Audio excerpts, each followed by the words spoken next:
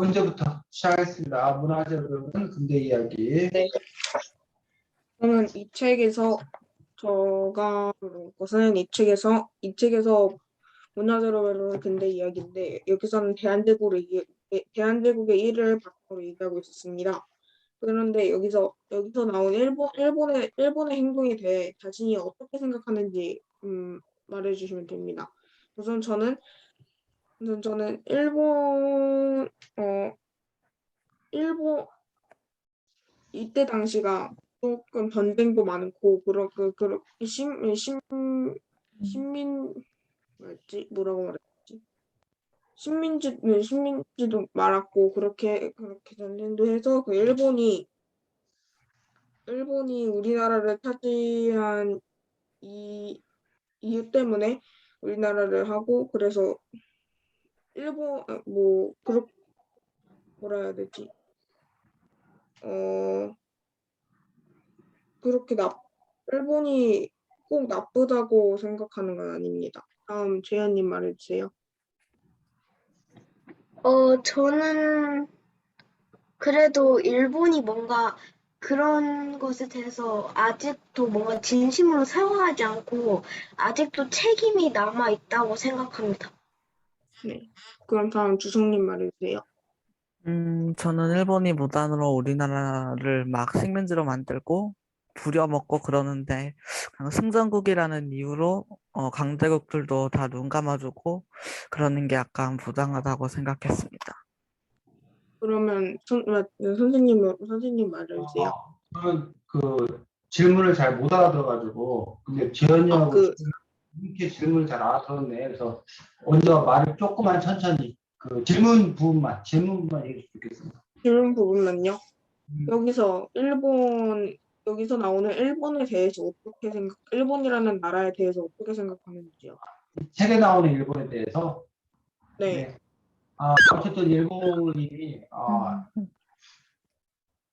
우리나라를 침략했기 때문에 자기 나라를 발전시키기 위해서 다른 나라를 침략하는 것들은 뭐 동물의 세계나 있을 수 있는 약육강식의 어떤 그런 세계에서나 있을 수 있는 일이기 때문에 남을 불행하게 하는 일들이고 그래서 잘못된 일이라고 생각을 합니다. 그리고 우리도 힘이 있다고 하더라도 그렇게 다른 나라를 침략한다던가 그런 일을 해서는 안 된다라고 생각합니다. 네. 그럼 이상으로 여기까지 하겠습니다. 네, 수고했습니다. 다음 수정이. 만약 자신이 여기 신탁 통치를 할지 안 할지 결정할 수 있다면 할 건가요, 안 할 건가요? 또 그 이유는 무엇인가요? 저는 할 것 같습니다. 왜냐면 정부가 들어서지 않았는데 정부가 없는데 그냥 나라가 그대로 흘러가면 약간 나라가 매우 혼란해질 것 같아서 임시정부든지 정부든지 세울 때까지만이라도 신탁 통치를 해야 될 것 같다고 생각합니다. 재현님 말씀 주세요. 저는 신탁 통치에 약간 반대하는 편입니다. 왜냐면 오히려 신탁 통치를 하면 뭔가 우리나라 발달에 문제가 생길 수도 있고 또 우리나라 정부를 만드는 그런 것이 뭔가 도움이 된다고 생각해서 저는 신탁 통치를 하면 안 된다고 생각합니다. 네, 그러면 원장님 말씀해 주세요. 저 질문 못 들었는데 다시 한번 말해 주실 수 있나요? 신탁 통치에 찬성하나요, 반대하나요? 또 그 이유는 무엇인가요? 저는 우선 반대합니다. 왜냐하면 이제 신탁 통치를 했을 때 여기서 정부가 직접 일을 해야 되는데 그렇게 하지 않고 그러니까 뭔가 좀 반대합니다. 네, 그러면 선생님 말씀해 주세요. 저도 신탁통치에 대해서 그건 강대국들이 뭐 이른바 그 약소국들을 대해서 우리가 너네 도와줄게 너네는 못하잖아 뭐 라는 식으로 그 겉으로는 도와주는 척하면서 결국 속으로는 자신들의 영향력을 확대하기 위한 어떤 그런 이기심 뭐 이런 거에 불과한 일이기 때문에 좋지 않다고 생각하고 당시에 이미 아까 뭐 누가 뭐 임시 정부가 수립되기 전까지만이라도 뭐 이런 전제를 달았었는데 어쨌든 간에 우리나라 같은 경우 중국에 임시 정부가 이미 있었었고 그리고 또 이제 일본이 물러난 다음에 어떻게 그 조선을 다시 다스릴 건가라는 부분에서 우리나라 스스로 그 부분에 대해서 준비하는 그런 작업들도 있었기 때문에 그런 점에서 좀 서툴더라도 우리 국민들 스스로가 할 수 있도록 하고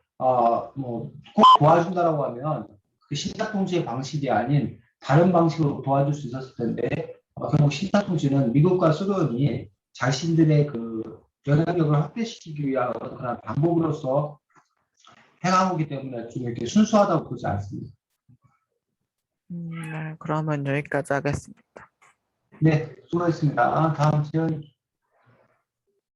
네, 저는 이 책에서 뭔가 일본 말로는, 식민지를 하면서 뭔가 우리나라를 발달시키고자 노력을 했다고, 했는데, 자신이 생각하기에는 일본이 우리나라를 식민지로 삼는 과정에서 뭔가 어떤 발달을 시켰나 또는 아예 발달을 시켰지 않나 이런 것에 대해서, 말하고 싶었습니다. 저는 일본이 아예 우리나라의 발달을 도와주지 않았다고 생각합니다. 일단 자원 같은 것도 오히려 우리나라 자원을 가져가고 또 문화 통치 이런 것을 통해서 문화재도 많이 뺏어 가서 그렇게 생각합니다. 그 다음은 주성님 말씀해 주세요. 저는 딱 놓고 봤을 때는 발달을 시켜준 게 맞지만 그 이익에 비해 피해가 훨씬 크다고 생각하고 또 그 의도도 우리나라를 도와주려는 의도가 아닌 일본이 만약 일본의 이익을 위해서 발달을 시킨 거니 저는 도와준 거라고 보기는 좀 어려울 것 같습니다. 네, 그러면 원재님 말씀해 주세요. 저도 주성님이랑 조금 비슷한데, 발달은 우선은 일본이 식민지로 우리나라를 식민지로 삼아서 이제 발달을 했는데 그게 우리나라를 위해서 우리나라를 진짜로 위해서 진심으로 그렇게 발달을 시켜준 게 아닌 자신의 나라 식민지가 됐으니까 그걸 거기를 발달시켜서 좀 더 하려는 행동이다 보니까 발달은 됐지만 아무리 그래도 좀 그렇다고 생각합니다. 네, 그러면 선생님 말씀해 주세요. 또 주성 씨나 원재 씨 의견과 비슷한 의견들을 가지고 있습니다.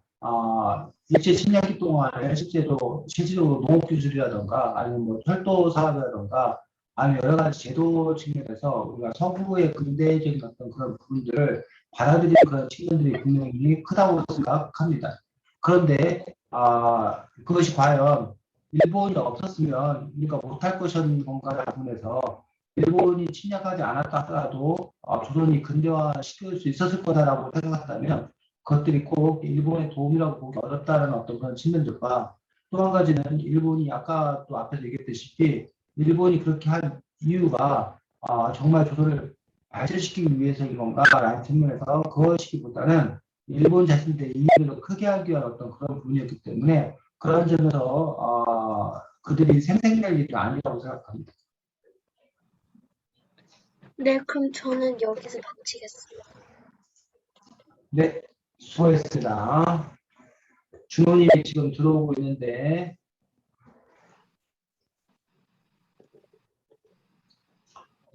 준호 안녕. 안녕하세요.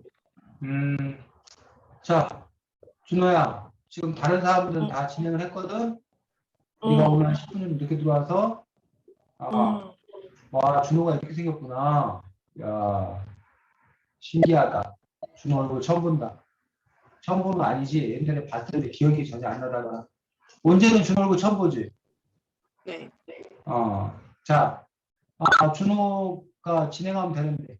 우리 세 명은 다 진행했어, 이미. 10분 동안. 아, 예. 음,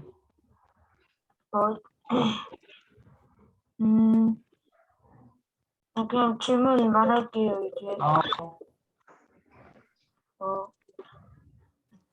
저는 안중근에 대해서 어떻게 생각하는지 알고 싶습니다. 얘기하고 싶습니다. 저는 안중근이,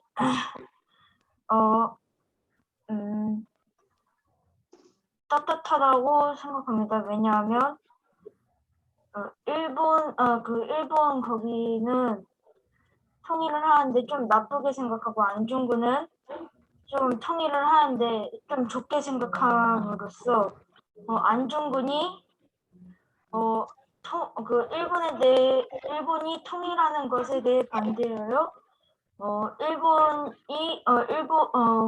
안중근이 총을 쏴서 죽여서 안중근의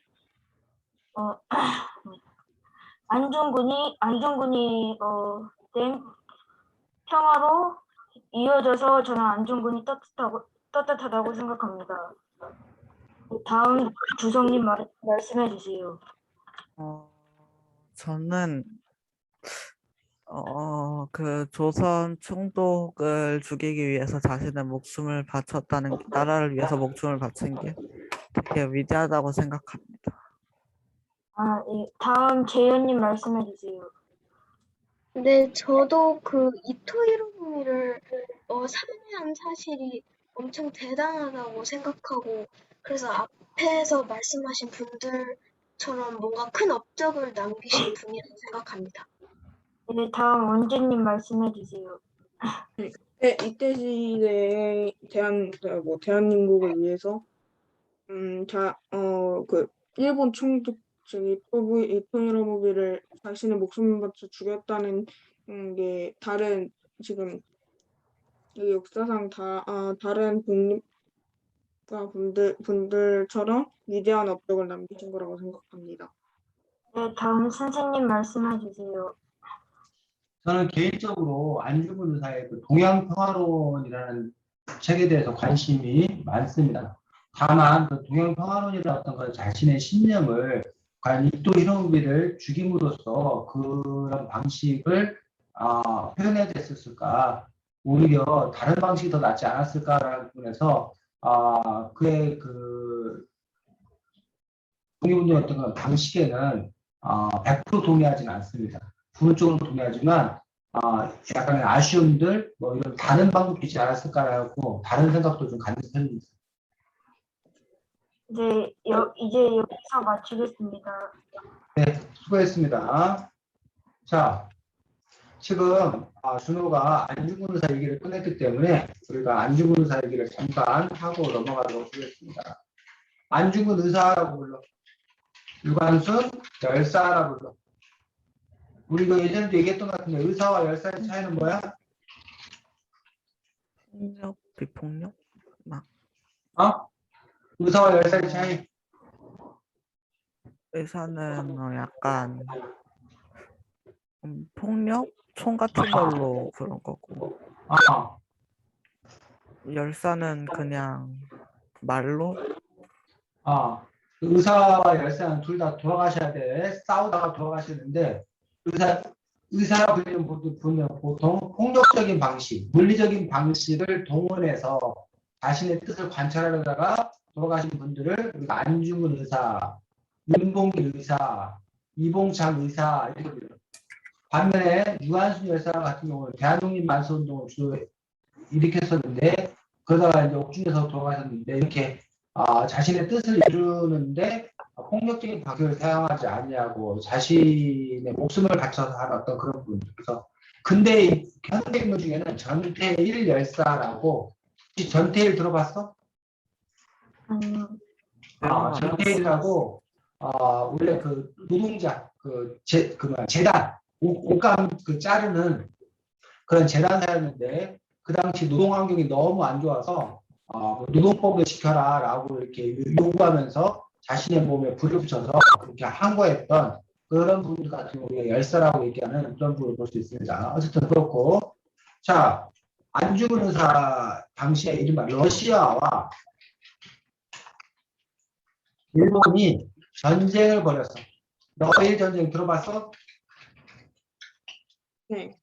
전쟁. 러시아와 일본이 특별히 이 조선과 만주 이쪽에 패권을 둘러싸고 서로 자기가 조선과 만주를 집어먹겠다고 러시아와 일본이 패권 전쟁을 벌였는데 당시 안중근 의사는 누구를 응원했을까? 러시아를 응원했을까? 일본을 응원했을까? 아니면 이기는 편, 우리 편이라고 했을까? 뭐 어떻게 했을까? 안중근은 누구를 응원했을까? 여러분 같아. 여러분 생각해. 둘 다 안 응원했어요. 둘 다 응원 안 했다. 주성이는 러시아? 러시아 응원했다. 어제는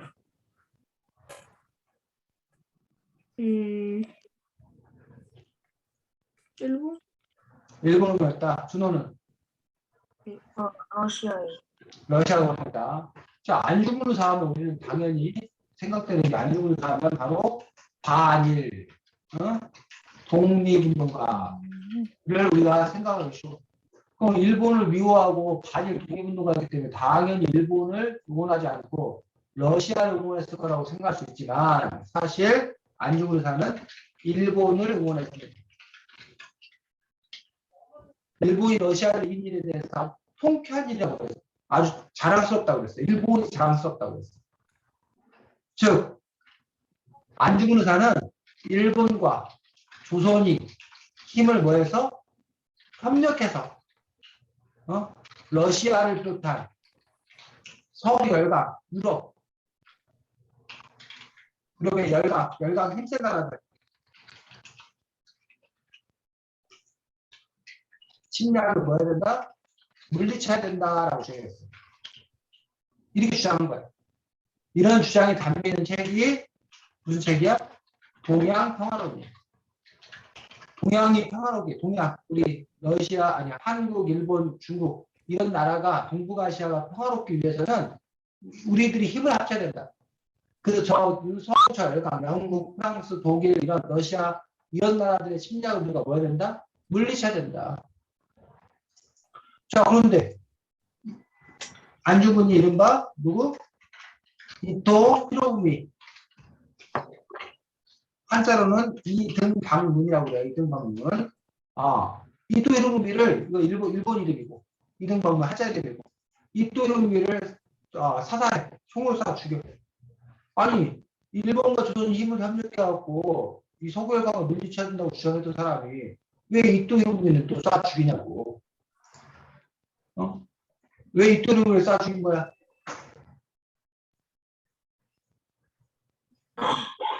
이토 히로부미를 왜 죽였어?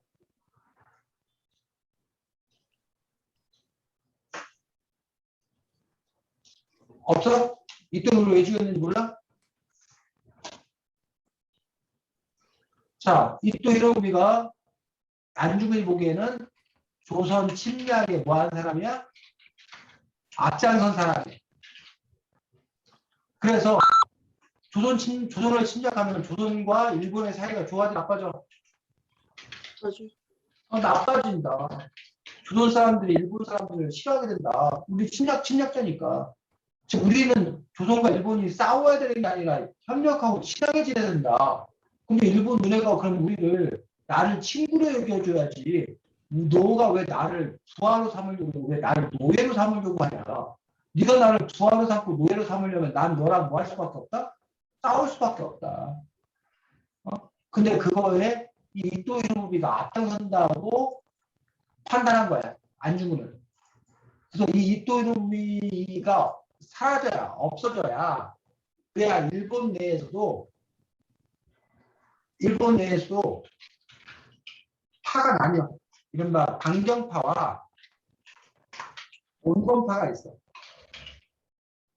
자, 지금도 마찬가지로 우리나라 내에서도 북한을 상대로 해서 북한과 친하게 지내자라고 요구하는 파가 있어. 또 한쪽 파는 북한 저놈들과 친하게 지내게 뭘 친하게 지내? 저놈들 콩콩벌레야 된다라고 주장하는 파가 있어. 자, 요즘 국제사회에 가장 커다랗게 문제된 나라가 어느 나라야? 너 며칠 동안에 가장 뉴스에 많이 나오는 나라? 아프가니스탄. 아프가니스탄에 미군이 그동안 계속 있어서 친미 정권이 있었단 말이에요. 근데 아프가니스탄의 그 미군들이 너무 힘이 큰 거야. 너무 돈도 많이 들어가는 거야. 근데 이익은 별로 없어. 그럼 미국 정부에서 어떻게 결정한 거야? 아프가니스탄에 있던 미군을 철수하기로 결정한 거야. 그러면서 거기에 원래 집권 세력이었던 탈레반들이 다시 거기에 집권을 하게 된 거예요. 그 상황에 대해서 미국 내에서도 아프가니스탄에 계속 미군이 주둔해야 된다는 쪽과 아니다 이제 뭐 해야 된다? 철수해야 된다는 쪽의 의견들이 서로 엇갈렸단 말이야. 근데 그동안까지는 주둔해 있어야 된다는 쪽이 훨씬 더 강력했어. 근데 지금은 철수해야 된다는 쪽이 더 강력해지니까 바뀌니까 철수하게 되는 어떤 그런 모습인데 일본 내에도 당시에 조선을 침략해서 조선을 인바 병합해야 된다. 조선을 먹어야 된다. 라는 쪽과 또 일본 정치인 중에는 조선 그거 먹어봤자 오히려 골치 아프다. 조선을 먹지 말고 뭐 그냥 어떤 관계에만 누리면 된다. 라는 쪽과 뭐에 서로 의견이 달랐단 말이에요. 그런 점에서 이 누구는 안중근 의사는 이토루비가 조선 침략의 앞장선 사람으로 판단하고 조선 침략의 선봉이기 때문에 이 사람을 제거하면 조선 침략이 늦춰지던가 무산될 거라고 판단을 한 거야 그 당시에. 이해가? 그래서 오히려 일본과 한국이 더 관계가 좋아지려면 사이에서 이간질하는 이토 히로부미 같은 놈은 없애야 된다라는 게 안중근의 판단이었다는 거예요. 자, 그런데 이 판단에 대해서 오히려 다른 이야기를 하는 사람들이 있어요. 오히려 이토 히로부미를 죽임으로 인해서 일본 내 이토 히로부미는 우리한테는 원수지만 일본에서는 아주 존경받는 정치인이에요. 일본을 근대화를 이끈 아주 훌륭한 인물로 일본 내에서는 평가를 받는 사람이에요. 그러다 보니까 일본인들이 어떻게 생각해? 아니 조선 놈이 우리 위대한 정치인을 죽여? 이런 싸가지 없는 놈들 이러면 저놈들을 뭐 해줘야 된다? 아주 홍구멍을 내줘야 된다. 그러면서 조선 침략이 오히려 더 가속화되었다라고 평가하는 사람도 있어요. 괜히 잘못 끊었다. 이렇게 평가하는 사람도 있고 아니다. 안중근 의사가 정당한 그런 우리를 침략하는 거에 대해서 정당하게 뭐였다. 맞서 싸운 거다. 정당한 대결이었다라는 어떤 그러한 평가가 물론 주류야, 주류, 다수예요. 그런 점에서 이제 그 인물에 대한 평가를 어떻게 할 건가라는 부분들은 상황에 따라 이렇게 뭐 하는 거야? 사람마다 다른 판단을 가질 수 있다는 거지.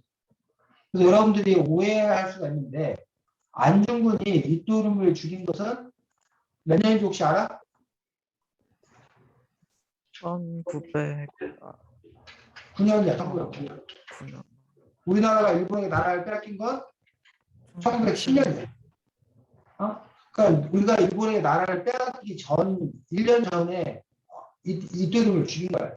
사실은 우리가 이 책에 나와 있지만 1910년에 나라를 공식적으로 뺏겼지만 이 전에도 이미 나라를 뺏은 거야. 실질적으로는 일본에 뺏긴 거나 다른 게 없었어. 뭐 일사조약 맺어가지고 외교권 박탈당했고 그 이후에 정리조약이 맺어가지고 국방권 박탈당했고 그렇기 때문에 사실은 나라로서의 기능을 이미 잃은 상태와 마찬가지였던 그런 부분이었던 것들을 볼 수가 있습니다. 자, 이러한 맥락들이 있었다는 것들 여러분들이 이해를 하고 해서 안중근 의사를 여러분들이 단순한 반일주의자라고 생각하면 선생님 개인적으로는 그 안중근 의사에 대해서 우리가 절반 정도밖에 이해를 못한 거다라는 거지. 그러니까 안중근 의사는 일본을 무조건 싫어한다. 일본을 무조건 없애야 된다가 아니라 오히려 일본과 힘을 합쳐서 우리가 동양의 평화를 이루어야 되고 오히려 동양이 오히려 서양 열강에 맞서 싸워야 된다는 그런 주장을 갖고 있었던 인물이기 때문에 만약 오늘날 안중근 의사가 살아계시다면 과연 안중근 의사가 일본에 대해서 무조건 반일을 부르짖을 것인가라는 부분에서는 다른 의견도 있을 수 있다는 거예요. 그 부분에 대해서는 선생님이 100% 옳다는 얘기 아니고 여러분이 나중에 안중근 의사의 위인전이라든가 이런 것들 읽어보면서 안중근사의 어떤 그런 사상, 생각에 대해서 한번 더 여러분이 잘 살펴보시기 바랍니다. 그러니까 선생님 얘기는 이선배 선생님은 안중근사에 대해서 저렇게 보고 있구나 라고 여러분들이 그냥 참고로만 들으면 됩니다. 준호야 알겠니? 준호야? 네. 그래서 늘 얘기합니다. 책도 선생님 얘기도 뭐일 뿐이다? 주장일 뿐이다. 주장. 그 주장에 대해서 여러분들이 그걸 수용할 것이냐, 받아들일 것이냐, 받아들이지 않을 것이냐 하는 것은 여러분들의 또 각자의 합리적인 판단이 필요합니다. 자, 이 책 6쪽을 바탕으로 해서 이 책이 지금 문화재로 되는 근대 이야기인데 이 책에서는 근대를 어떻게 정의하고 있는지 어떤 시기를 근대라고 얘기하고 있는지 한번 얘기해 보죠. 근대가 언제래? 이 책에서 말하고 있는 강화도 조약을 맺은 때부터 광복까지. 그렇지. 강화도 조약부터 광복까지를 근대라고 이 책에서는 지금 정의하고 있는 것들을 볼 수가 있습니다. 자, 강화도 조약은 1876년에 맺었습니다. 우리가 19세기 1876년인데 자, 혹시 강화도 조약에 대해서 뭔지 알고 있는 거 있어? 저요? 강화도 조약에 대해서.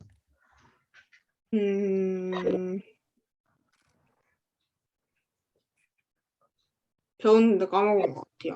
주성이 강화도 조약에 대해서 알고 있는 거. 까먹었어. 준호, 이름은 아는데 까먹었어요. 재현이. 뭔가 좀 불공평한 그런 조약이라고 알고는 있어요. 자, 그렇습니다. 자, 강화도 조약 최초로 우리나라가 외국과 맺은 근대 조약. 이게 바로 뭐야? 강화도 조약. 어느 나라가 맺었어? 일본과 맺었어. 자, 그 전까지 우리나라는 이른바 대원군이 쇄국 정책이라고 얘기하는, 즉 나라를 개방하지 않았어. 자, 그 전에도 우리나라를 개방하라는 요구가 있었어. 그래서 예를 들면 무슨 일이 있었냐면 병인 양요. 들어봤어? 네. 우리가 그 전에 프랑스 신부들을 박해했다는 이유로 프랑스가 강화도로 침략한 어떤 그런 사건이 병인 양요예요. 병인 양요 때 우리나라는 싸워서 프랑스 사람들을 물리쳤어.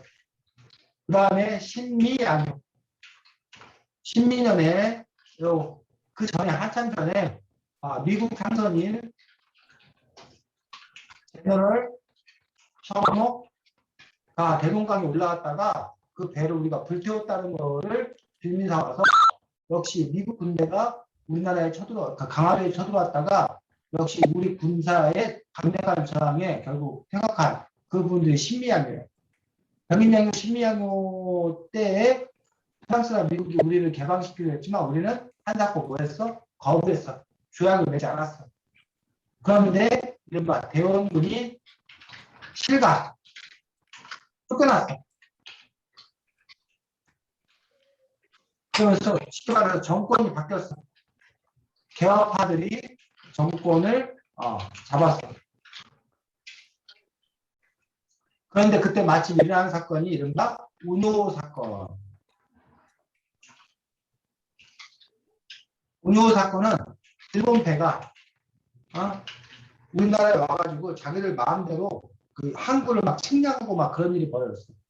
그래서 그거에 항의하고 뭐 이러자 일본이 그걸 빌미 삼아서 무력 시위를 벌이고, 그런데 이번에는 일본과 맞서 싸우지 않고 강화도에서 조약을 맺었어. 그래서 이름이 강화도 조약이고 최초의 조약이고, 아까 재현이가 말했던 대로 우리가 불평등 조약이라고 얘기하는, 그 불평등 조약이라고 하는 이유는 일본 사람이 우리나라에 와서 죄를 지어도 우리가 일본 사람을 재판하는 것이 아니라 일본이 일본 사람을 재판하는 식으로 되어 있었기 때문에 그런 조항을 비롯해서 몇 가지 조항이 바로 불평등하다고 해서 우리가 강화도 조약이고 불평등 조약이다라고 얘기하는 그런 부분을 볼 수 있는데 이로 인해서 우리가 쉽게 말해서 문을 연 거야. 조선은 그 전까지는 명나라나 이런 나라들하고만 놀고 있었는데 다른 외세들에게 문을 열지 않았었어. 근데 강화도 조약을 계기로 해서 그 이후에 미국과도 조약을 맺고 뭐 프랑스와도 조약을 맺고 이런 식으로 문호를 개방. 그러면서 이제 이른바 근대화가 시작되었기 때문에 근대 조약이다라고 얘기하고 있고 1945년 우리가 일본에게 나라를 빼앗겼다가 해방된 것까지도 근대라고 그러고 그럼 45년 이후는 뭐라고 부르겠어? 45년 이후는 1945년까지가 근대야. 그럼 그 이유는 뭐라고 불러? 현대? 현대. 지금까지 현대라고 불러, 현대. 역사를 어떻게 나누냐에 따라 다른데, 근대, 뭐 현대, 뭐 이런 식으로 이제 나누는 부분에서 이 책에서는 어쨌든 이런 식으로 강화도 조약에서부터 저기까지 근대로 하는데, 이거는 사실은 학자들마다 그 개념들이 조금씩 뭐하다? 다르다.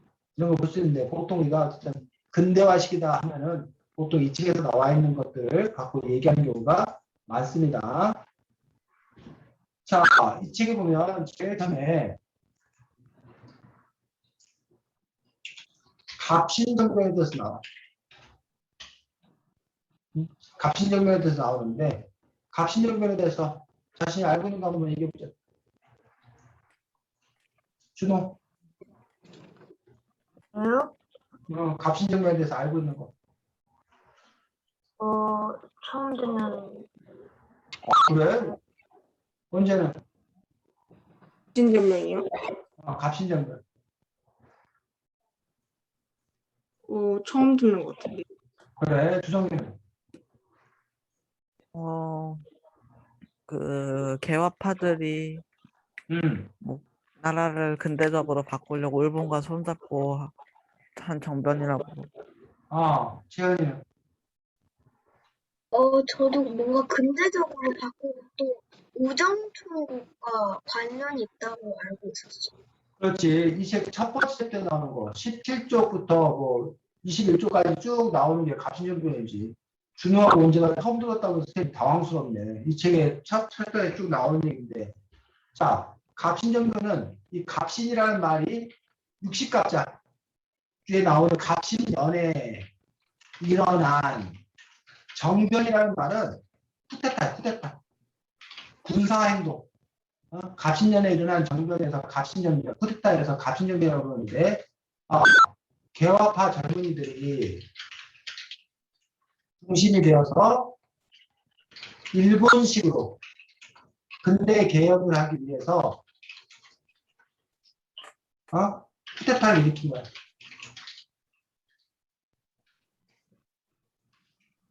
그런데 며칠 만에 처음엔 성공했어. 근데 며칠 만에 3일 만에 실패. 그래서 우리가 그걸 뭐라고 부른다? 3일 천하라는 한자성어가 생겨난 게 이거야. 왜 실패했냐면 청나라의 개입으로. 청나라 군대가 몰려왔어. 그 원래는 일본이 뒷배를 봐주기로 했는데 일본이 지원해주고 했는데 청나라의 군대가 너무 많으니까 일본이 발뺌해서 모르치 했어. 그 바람에 이 개화파의 청년 대표적으로 김옥균, 서대필, 또 누구지? 김옥균, 서대필 또 누구냐? 선생님 기억이 안 나요 갑자기. 이러한 인물들이 중심이 되어서 했는데 결국 이 인물들은 일본으로 망명하게 된 그런 부분들이 바로 갑신정변이었다고 얘기하고 있는 것들을 볼 수가 있습니다. 그래서 당시에 이 젊은이들이 봤을 때는 우리가 그 전까지 우리가 청나라를 섬겼어. 근데 청나라는 그러니까 영구가 더 얻어 터지고 프랑스가 더 얻어 터지고 그런 걸 보면서 더 이상 청나라는 완전히 늙어가지고 홍합니다. 저무는 해다, 지는 해다. 그러니 청나라한테는 가망이 없다. 반면에 일본은 떠오르는 해다. 일본은 막 근대적 발전을 눈부시하고 있다. 그러니까 이 젊은이들이 봤을 때는 청나라를 우리가 따라갈 게 아니라 누굴 따라가야 된다? 일본을 따라가야 된다. 일본과 손잡고 우리가 가야지만이 오히려 우리나라가 더 발전할 수 있다고 생각했던 거야. 일본식 모델을 생각했던 거야. 하지만 여전히 그 집권 세력들은 청나라와 손을 잡고 있었기 때문에 결국은 청나라 세력들에 의해서 이 개화파 젊은이들의 이런 쿠데타는 결국은 실패하고 말았던 그런 부분들을 볼 수가 있습니다. 자, 그래서 우리가 여러분들이 갑신정변이고 아까 재현이 잠깐 얘기했는데 이 책은 문화재로 배우는 근대 이야기에서 그 갑신정변이 일어났던 그 사건이 일어났던 것이 바로 우정총국에서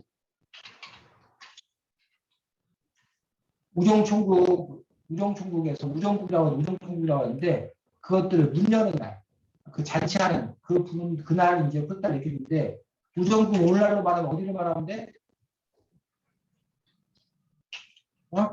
우체국. 그래서 지금도 우정사업본부라고 불러.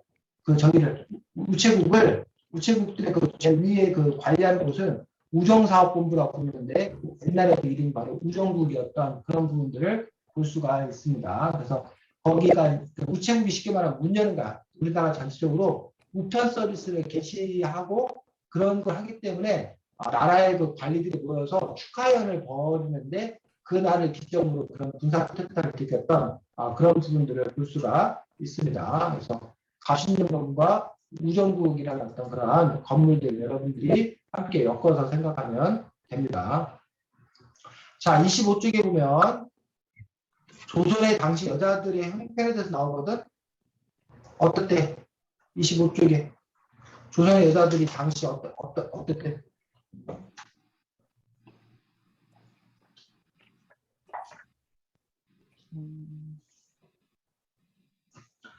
셋째 줄 거기 재현이가 한번 읽어주자.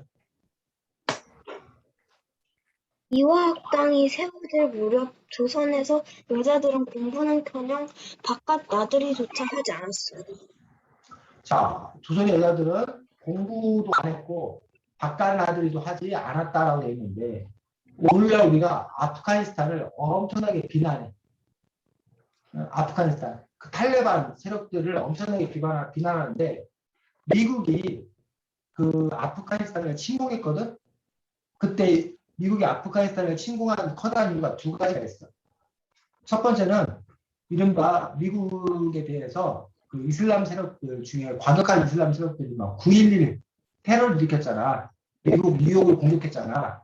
그래서 그 세력들, 오사마 빈 라덴이라고 부르는데 그 세력들을 요 아프가니스탄의 탈레반들이 지원해줬다. 그래서 그것들에 대한 응징, 복수, 보복 이런 차원에서 아프가니스탄을 침공한 첫 번째 이유고 두 번째 이유는 아프가니스탄의 이 탈레반들이 아주 오랜만에 이슬람 원리주의자라고 그러는데 원리 원칙대로 하는 거야. 그래서 이슬람이 꾸란이라고 해서 우리가 보통 영어로는 코란이라고 그러는데 율법에 나와 있는 대로 그대로 지켜야 된다고 생각하는 거예요. 그래서 뭐 여자들은 아예 그 히잡을 쓰는데 그 아예 나갈 때는 전혀 손, 발을 포함해서 신체 부위가 전혀 바깥으로 노출되면 안 되죠. 그 여자들도 외출도 거의 금지하고. 그러다 보니까 그런 인권이라든가 이런 부분에 있어서 너무 보편적이지 않다. 그것 때문에 아프가니스탄을 뭐 해야 된다? 민주화 시켜야 된다. 라는 어떤 그런 명분을 내걸고 아프가니스탄을 침공했다고.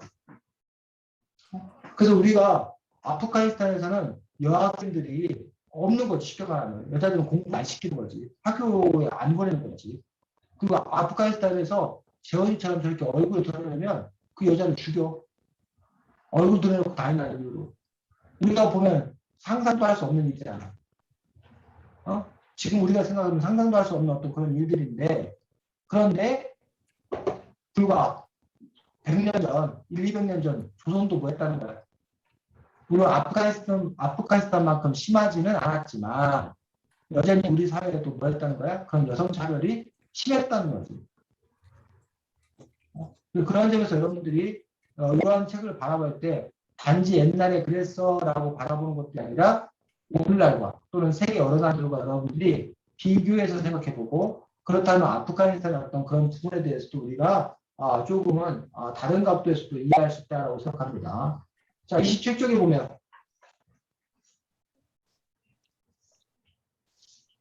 거기 주성이 첫 번째 줄로 읽어주시죠. 미국 선교사들은 1882년 조선과 미국이 한미소 통상조약을 맺고 외교를 시작하다 조선에 왔어요. 조선 정부는 선교사들의 종교 활동은 허락하지 않았지만 학교나 병원을 세우는 일은 허락했어요. 거기까지. 네. 선교사들이 종교활동, 즉 기독교를 전파하는 일에 대해서는 허락하지 않았어. 그런데 학교나 병원을 세우는 일은 뭐였다는 거야? 허락을 했다는 거야. 그래서 우리나라에 실제로 지금 세워져 있는 대학이라든가 이런 곳에 이른바 기독교 계통 대학이 아주 많아. 뭐 이런 연세대학교, 이거 기독교 계통의 대학에서 세워놨던 그런 학교들이. 그런 식으로 사실은 뭐 거의 대학의 뭐 거의 절반 가까이가 그 기독교 재단에서 세웠다고 해도 될 만큼 그런 부분들이 바로 초기에 이런 선교사들이 직접 전도할 수 없으니까 학교를 세우고 병원을 세웠던 어떤 그런 것들이 계속 이어지고 발전해서 이렇게 됐던 걸 볼 수 있지. 오늘날에도 그런 거 아니고 오늘날에는 거꾸로 우리나라에서 다른 나라에 선교사를 보내. 근데 중국이나 뭐 이런 다른 나라들 중에서 선교 활동을 금지하는 나라가 있어. 선교 활동을 못하게. 대신 뭐를 할 수도 학교나 병원을 세우는 일은 허용을 해. 우리나라 선교사들이 다른 나라에 가서 학교나 병원을 세워서 그 지역 사람들과 의료봉사도 하고 교육봉사도 해. 그러면서 자연스럽게 덤으로 뭘 가르치 기독교를 전파하는 그런 방식을 택하고 있는 어떤 그런 부분을 볼 수가 있다는 거지. 그런 점에서 보면은 아까도 말했지만 단지 역사가 과거의 일만이 아니라 현재의 어떤 그런 부분들과도 적용되는 또 그런 부분들을 볼 수가 있습니다. 자, 27쪽에 그 밑에 보면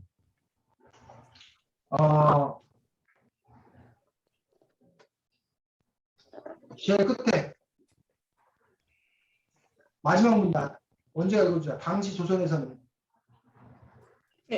당시 조선에서는 벼슬을 하려면 과거에 급제해야만 했어요. 그런데 서양과 조약을 맺고 새로운 기술이 쏟아져 들어오면서 사정이 달라졌어요. 외국배가 들어오는 항구에는 영어를 잘하는 관리가 필요했고 조선에 오는 외국인은 통역을 해줄 사람을 원했어요. 그럼 계속 읽어. 영어를 할 줄 알면 출세길이 활짝 열리는 셈이었죠. 거기까지. 쓰고 자, 거기까지. 그래서 그 당시에 새로운 시대가 열린 거야. 그 전까지는 우리가 한자 공부를 잘해서 그래서 과거 시험을 봐야지만이 벼슬을 할 수 있었는데 이제 이렇게 외국인들이 많이 들어오면서 영어를 잘해야 되는 그런 시대가 된 거고 그 시대가 그 이후에 계속된 거야. 그러다가 다시 우리나라가 중국이 요즘에 급부상하면서 다시 중국어를 배우는 사람들이 많이 늘어난 거예요. 자, 그렇다면 이처럼 여러분이 그 각각의 시대마다 요구하는 공부가 달라진다는 거지. 그럼 여러분들이 봤을 때 요즘 시대에는 뭐를 공부해야 어떤 거에 대한 수요가 커진다고 생각해요? 여러분들이 봤을 때. 뭐를 공부하는 게 시대의 흐름에 맞다고 생각해? 주성이.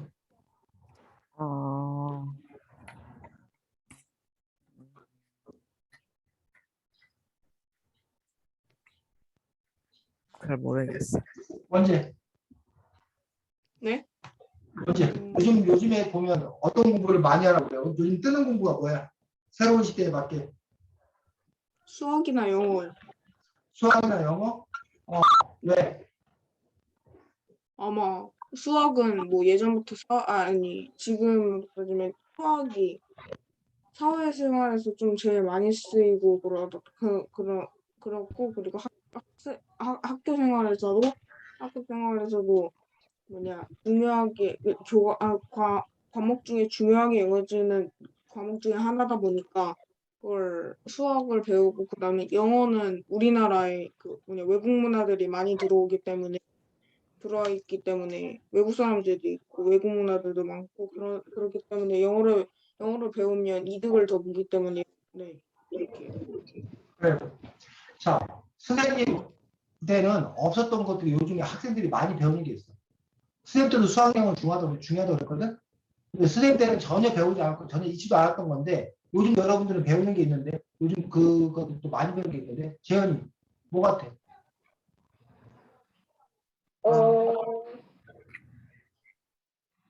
잘 모르겠어. 준호. 같기도. 많이 배우는 거예요? 요즘에 옛날에는 안 배웠는데 요즘에 많이 배우는 게 뭐가 있는 것 같아? 요즘에 새로 배우는 것들. 수학, 그럴 것 같아. 뭐라고? 수학, 아, 준호야, 수학은 선생님 때도 중요하다고 그랬어. 선생님 때도 수학 열심히 배웠어. 수성이, 뭐 얘기하려고 했어? 컴퓨터 코딩.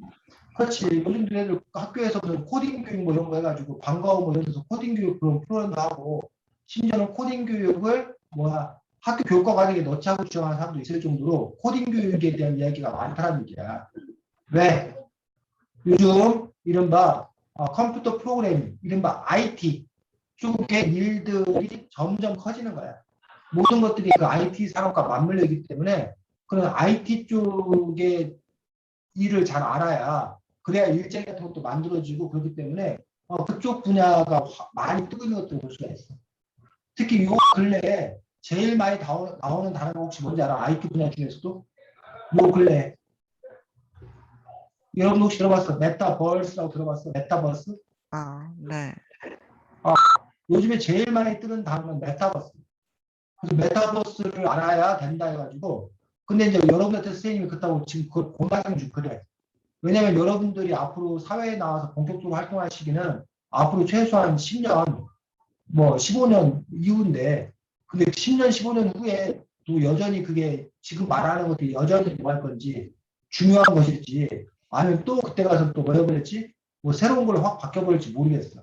근데 어쨌든 선생님이 얘기하고 싶은 건 뭐냐면 여러분들이 그 시대의 변화에 민감해야 된다는 거죠. 앞으로 시대가 어떻게 바뀔 거고 어떤 시대가 요구하는 것이 무엇인가 그걸 정확히 알고 그런 얘기를 할 때 의미가 있다는 거예요.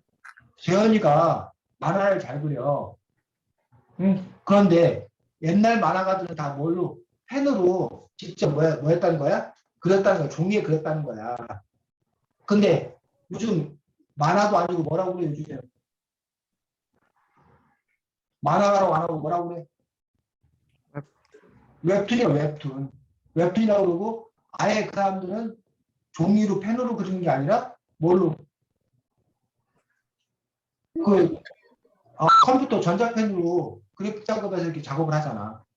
그러다 보니까, 이 만화가로서의 어떤 그런 부분과 컴퓨터에서 하는 어떤 그런 부분들이, 물론 뭐, 비슷한 경우, 둘 다를 잘하는 사람도 있지만, 그렇지 않은 경우도 있다는 거지. 그런 점에서 어떻게 보면 새로운 기기, 새로운 방식, 이런 것들을 제대로 잘 알아야지만이, 더 이제 각광받을 수 있는 어떤 그런 부분들을 갖고 있다는 거야. 그런 점에서 여러분들이 지금 당장의 공부, 뭐 이런 것도 중요하지만 늘 미래에 대한 어떤 그런 관심들, 새로운 시대의 어떤 그런 트렌드들, 이런 부분에 대해서 여러분들 함께 관심을 갖는 것들이 필요하다라고 생각을 합니다. 자, 여러분들이 보면 33쪽에 보면 최초의 근대식 학교에 대해서 나오거든. 최초의 근대식 학교가 어디였대? 33쪽에.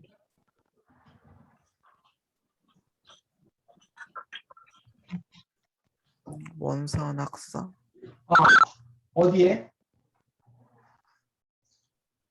함경남도. 함경남도는 지금의 북한이야, 북한. 저 이쪽이야. 함경북도 함경남도야. 함경도가 제일 백두산 쪽에 제일 그 꼭대기 쪽 유립부분이야.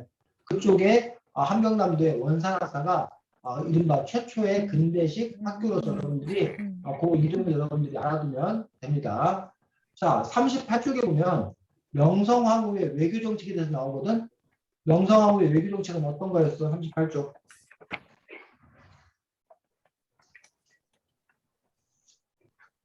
청나라와 가깝게 지냈다. 청나라와 가깝게 지냈어. 왜? 권력을 튼튼히 하라고. 권력을 튼튼하기 위해서. 그래서 당시에 명성황후는 일본을 견제하기 위해서 청나라, 러시아와 친하게 지냈던 거야. 그러니까 누가 싫어해? 일본이 싫어한 거지. 일본을 견제하려고 청나라, 러시아와 명성황후가 친하게 지내니까 그래서 그 다음에 일본이 했던 일이 뭐야? 그 일본이 어떻게? 명성황후를 나중에 시해하잖아. 죽이잖아. 그러니까 그런 부분들이 결국은 일본 입장에서는 명성황후가 조선을 침략하는데 걸림돌이 된다고 생각한 거야. 그래서 그 명성황후를 제거한 거야. 그리고 고종을 위협한 거야. 그러면 고종이 무릎 꿇고 뭐 할 거라고? 일본에 넘어올 거라고 생각했어. 근데 고종이 무릎 꿇고 일본에 넘어간 게 아니라 오히려 일본이 너무 두려우니까 어디로? 러시아 공사관으로 도망을 가지. 그걸 우리가 뭐라고 불러? 악원. 아관파천이라고. 아관파천. 그러니까 러시아 힘이 점점 세지지 우리나라에서. 그러니까 일본이 우리나라를 먹으려면 결국은 누구랑 한판 붙을 수밖에 없었던 거야? 러시아랑 붙을 수밖에 없었던 거야. 그래서 이른바 러일 전쟁이 발발하게 되는 그런 부분들을 볼 수가 있다는 거지. 이런 식으로 역사라는 것들은 연결이 된다. 연결이. 근데 여러분들이 그것들을 따로따로 떼어내어서 아는 것들이 아니라 연결해가야 되고 그 상황에서 정치가들이 어떤 판단을 하냐에 따라서 나라의 운명이 뭐 된다고? 좌우된다고. 어느 편에 쓰냐에 따라서. 러일 전쟁 당시에 고종 황제는 누구를 원했을까? 러시아. 러시아를 원했어. 러시아를. 그 러시아가 이길 줄 알았어. 그런데 결과는 뭐야? 일본이 이겨버린 거야. 그러면서 고종 황제는 더더욱 이제 수모를 당할 수밖에 없었던 그런 부분들을 볼 수가 있다는 거지. 지금도 우리나라 같은 경우에 외교 관계를 둘러싸고 우리나라 안에서 서로 갈등이 있어. 우리나라에서 전통적인 사람들은 보수적인 사람들은 누구랑 친하게 지내야 된다고 생각해? 우리나라가 제일 친하게 지내야 될 나라로 어디를 꼽아? 미국. 미국과 친하게 지내야 된다고 생각이 들어. 미국은 우리에게 6.25 전쟁 때 망해가는 우리나라를 군대를 보내서 도와준 나라고 그 위에도 계속 우리를 지원해준 나라다. 은혜의 국가다. 그러니 우리나라는 미국과 손을 잡고 잘 지내야 된다라고 주장하는 사람들이 있어.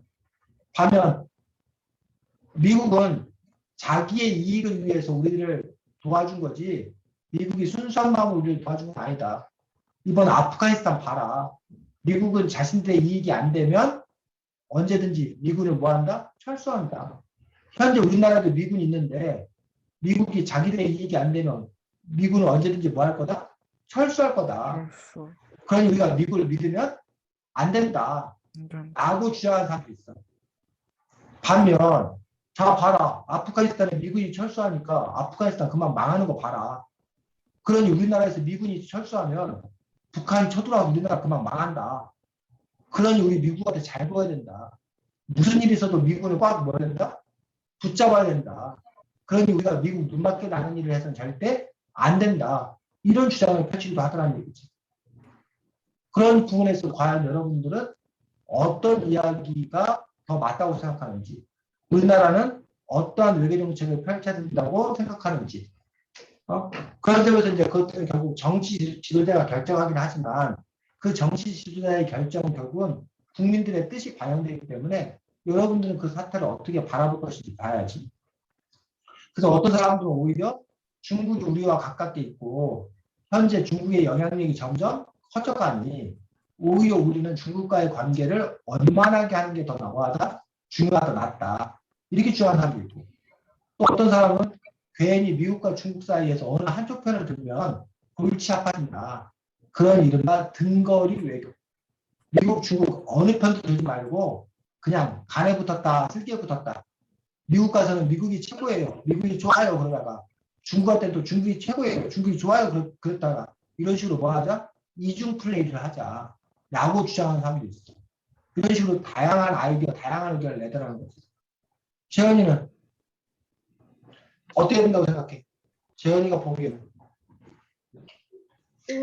저는 그래도 뭔가 미국 같은 경우에는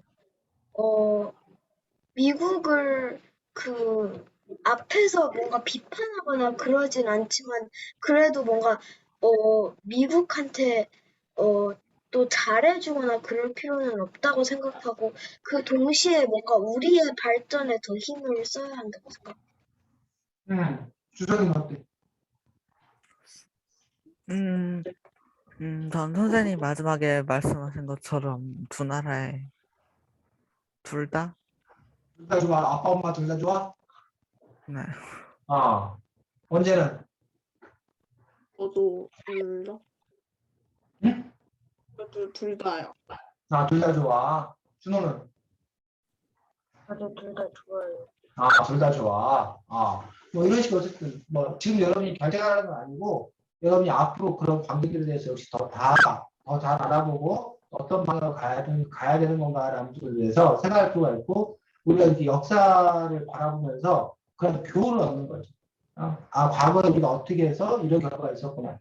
그러니 지금 우리는 또 어떻게 되겠구나라는 어떤 그러한 생각들, 교훈들을 여러분들이 얻을 수 있으면 된다라고 생각이 듭니다.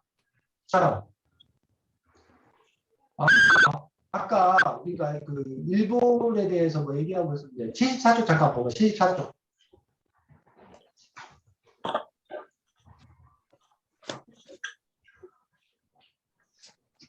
자, 74쪽에 보면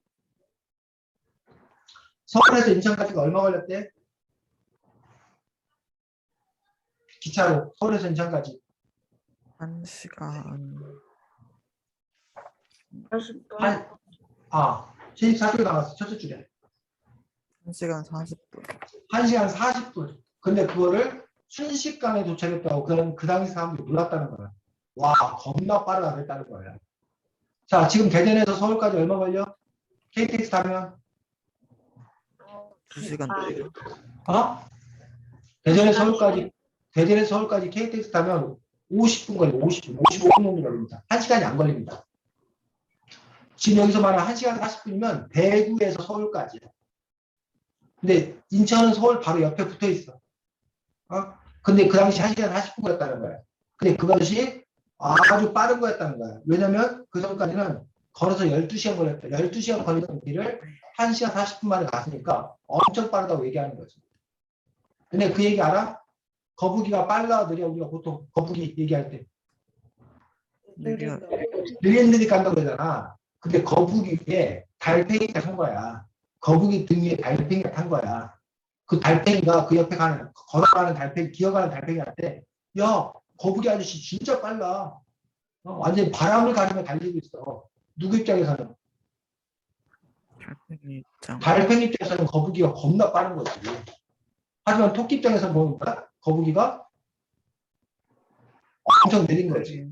그런 점에서 우리가 최초의 어떤 그런 기차가 서울부터 인천까지 우리가 경인선이 처음에 노렸는데 그 당시로는 그것들이 엄청 빠른 어떤 그런 부분이었다라고 얘기하고 있는 그런 부분을 볼 수가 있고 이 책은 어쨌든 근대 문물들이 어떤 것들이 있었나에 대해서 이거 부분을 깜짝 놀랐어.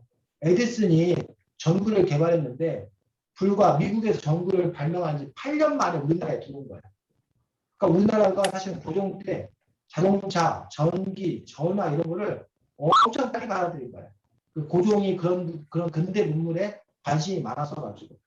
그런 점에서 그런 근대 문물을 빨리 받아들여서 근대화를 더 빨리 했더라면 일제 침략의 어떤 그런 식민 시절을 겪지 않았어도 되지 않았을까라는 어떤 그런 아쉬움, 안타까움을 갖기도 하는데 그런 점에서 여러분들이 과연 그런 새로운 문물 이런 것들을 어떻게 받아들일 것인가, 빨리 받아들이는 것이 나은 건가, 아니면 그러지 않아야 되는 건가. 요즘도 우리나라 드론, 자율주행차 이런 것들이 신기술들이잖아요. 이런 것들을 빨리 받아들여서 우리 사회에 정착을 시켜야 되는 건가. 하지만 자율주행차 이것이 안전이 보장되지 않고 또 많은 일자리들을 빼앗고 뭐 이런 여러 가지 사회적인 문제 때문에 과연 그것들을 빨리 받아들이는 것들이 과연 가능한 건가? 이런 부분에 그런 사회적 갈등의 문제들을 또 어떻게 해결할 것인 건가? 이런 고민들이 있다는 거죠. 그래서 그런 점에서 여러분들이 그러한 정책을 또 어떻게 추진할 건가에 대해서도 여러분 나름대로 또 생각해 볼 필요가 있다고 봅니다. 자, 다음 주에는 자전거 도둑이라는 책입니다. 박완서 선생님인데 유명한 소설가신데 박완서 선생님이 쓰신 자전거 도둑이라는 단편 동화집, 그 자전거 도둑 안에 정확히 안 나는데 5편의 동화가 실려 있습니다. 그 책 가지고 다음 주에 우리가 이야기하도록 하겠습니다. 그리고 참고로 이 책이 긴긴밤이라는 책이거든. 네. 이게 그 선생님이 그 캠페인을 하고 선생님이 희망의 책 대전본부라는 곳에서 독서 캠페인을 해. 근데 거기서 이제 이게 올해 대전 시민들이 읽었으면 좋겠다는 책으로 선정이 됐는데 원래는 이 책 갖고 우리가 그냥 같이 공부를 먼저 한번 해볼까 했는데 너무 이렇게 늦게 결정이 돼가지고 그렇지 못할 것 같고 혹시 이 책 구해서 읽을 수 있는 사람 읽고 이번 주 말고 다음 주 토요일 날 이 작가하고 그 만남이 있거든. 온라인으로 이렇게 줌으로 이렇게 만남이 있어서 혹시 이 책 읽고 그 작가의 만남에 참여하고 싶은 사람 있으면 선생님한테 얘기하면 선생님 그 초대 링크를 신청하는 방법을 알려줄 거니까 혹시 관심 있는 사람들은 얘기하시기 바랍니다. 꼭 하라는 건 아니고 그러니까 9월 4일 날 토요일 날 오전 10시에 이 긴긴밤을 쓴 작가 룰이라는 작가와의 만남이 있기 때문에 혹시 작가와의 만남에 관심 있는 사람이 있으면 선생님한테 얘기하면 선생님이 그 참가 신청 링크를 알려주도록 하겠습니다. 이해했니? 네. 다음 주 수요일 자동으로 도둑하고 하도록 하겠습니다. 자, 수고했고 다음 주에 보겠습니다. 잘 지내. 네. 네. 안녕.